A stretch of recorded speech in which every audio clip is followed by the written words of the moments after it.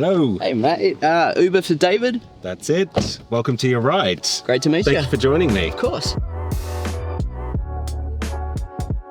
You have spent 24 years in some incredible roles at the intersection of social impact and communication.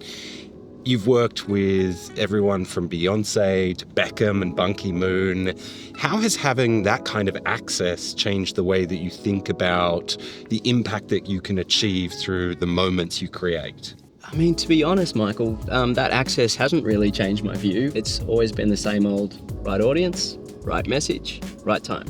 When we had our first child, Harry, they wheel out a TV screen and it's a public service announcement that basically the key message is don't shake your baby. Super important. But I remember years later that I remember every single part of that video because it was the right message, the right audience, the right time. So years later, I'm working at Minderoo Foundation and we get the task of trying to make the first 5 years of a child's life famous and to show just how important it is on their brain development. So we come up with this crazy idea of trying to make the world's youngest ever TED Talk. We landed on this incredible 7-year-old from Queensland, Molly Wright. She just delivers the TED Talk in one take. Wow. Absolutely incredible. Wow. The TED Talk goes on to become the #1 TED Talk in the world in 2021. It's now rolling out in hospitals. The data that came back showed that 9 out of 10 parents who saw the TED Talk said they would connect, talk and play more early and often with their children. And to me, it was the perfect example of right audience, right message, right time. What have you learnt about what it motivates people to care? The biggest challenge we always face at the UN and everyone working in this space is how to make the global personal. So how to make all of these huge numbers actually relatable and how to show that what happens anywhere affects everyone everywhere. So it is pretty short-sighted to think that, you can just let things go to waste overseas and it's not going to come back to haunt us. But that's the stick. I like to lead with the carrot, which is just a reset back to basic humanity and people helping people.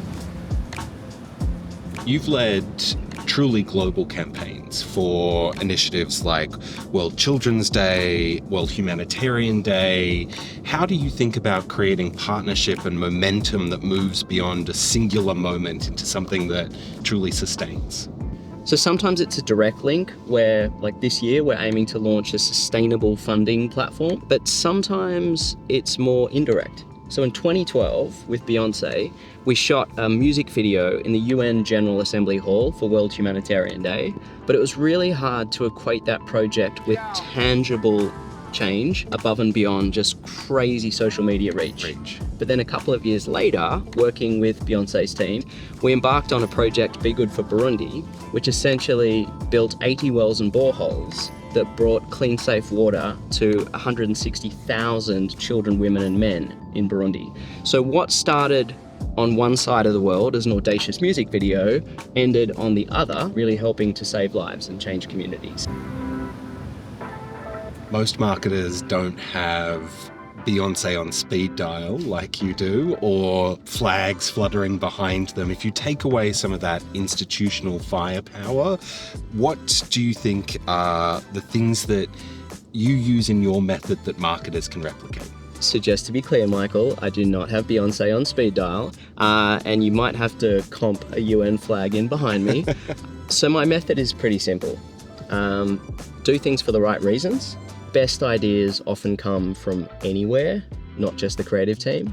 No matter what kind of brand you are, and you could be almost anything, there are massive amounts of good you can do, and that is good for your shareholders, for the next generation coming through, and for the world. The founder of UN Foundation, Ted Turner, who sadly passed away last week, once said, "The world's not in great shape, but I've never found much use in giving up. It's much more effective just to get to work." And that drives pretty much everything we do. Doing good doesn't just get you through the pearly gates quicker, it's actually good for business. It's also good for our planet, for our children. So do good. And Michael, if you're not actually sure what that looks like, reach out to us at UN Foundation and let's have a chat. David, thank you so much for joining the ride with me today. It was great to chat and really inspirational. Pleasure was all mine. Thanks, Michael.